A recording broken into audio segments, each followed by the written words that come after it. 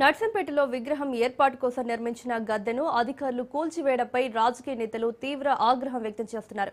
మాజీ మంత్రి ఎర్రబెల్లి దయాకర్ రావు, మాజీ ఎంపీ వినోద్ కుమార్ ఈ ఘటనను తీవ్రంగా ఖండించారు.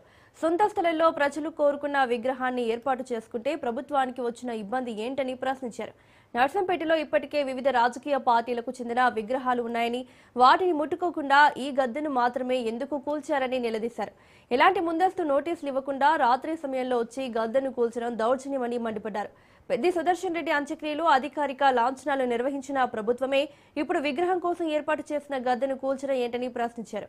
ఈ ఘటనపై మున్సిపల్ కమిషనర్పై చర్యలు తీసుకోవాలని డిమాండ్ చేశారు.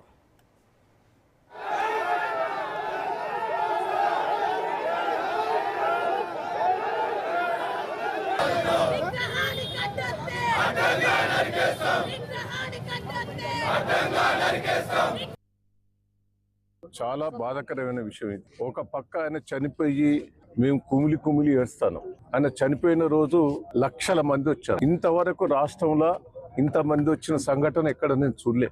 అసుంటి వ్యక్తికి ప్రజల ఆదరణ ఉన్నది. ఒక నర్సంపేటే కాదు, వరంగల్ జిల్లాలో, రాష్ట్రంలో తెలంగాణ ఉద్యమకారుడు, స్వార్థం లేకుండా పనిచేస్తాడు, 10 మంది కోసం పోరాటం చేసే వ్యక్తి అని ప్రజలందరూ రావటం జరుగుతున్నది. నిన్న కేసీఆర్ గారు వచ్చినప్పుడు మేము పెద్దగా ఎవరిని కూడా రాలే, అయినా 20,000 మంది వచ్చారు. అంటే ఒక్కసారి ఆలోచించండి దయచేసి. ఈ దుర్మార్గులకు మనం బుద్ధి చెప్పాలి, కూలగొట్టిన వాళ్ళకు. ఆయన విగ్రహం కావాలని ఇక్కడనే గ్రామస్తులందరూ కూడా టౌన్ నర్సంపేట నాయకులందరూ కలిసి విగ్రహం ఏర్పాటు చేసుకొని ల్యాండ్ ఓనర్ తోటి మాట్లాడి, ప్రైవేట్ ల్యాండ్ అది, ఈ హాస్పిటల్ తీసుకొచ్చింది ఆయనే. అసుంటి నర్సంపేట మేము వస్తా అంటే ఎక్కడ లేనన్ని విగ్రహాలు ఇక్కడ ఉన్నాయి. సరే, ఎవరి విగ్రహం పెట్టుకుంటే తప్పేం లేదు, కానీ ఇంత దౌర్జన్యం అండి. ఏందండి ఈ దౌర్జన్యం? దీని వెనుక కాంగ్రెస్ పార్టీ హస్తం ఉన్నది. మేము వదిలిపెట్టాం. దీన్ని ఎంతవరకైనా తీసుకుపోతాం. ఈ ఒక్క విగ్రహం కాదు, అన్ని విగ్రహాలు పెడతాం, అంతటా పెడతాం. పెద్దిగారి విగ్రహం ప్రజల కోసం పనిచేసిన వ్యక్తి, ఆయన విగ్రహం కూలగొట్టడం ఉంది. అంతటి బాధకరం. దయచేసి ఇప్పటికైనా బుద్ధి తెచ్చుకొని ఆ కూలగొట్టిన కాడ మీరే కట్టి విగ్రహం పెట్టి ఏర్పాటు చేయాలి. దీని వెనుక హస్తం ఉన్నది. దీన్ని మేము వదిలిపెట్టాం. చట్టపరంగా చర్యలు తీసుకుంటాం. మేము పెట్టేది పెడతాం, ఏం చేస్తారో చూద్దాం.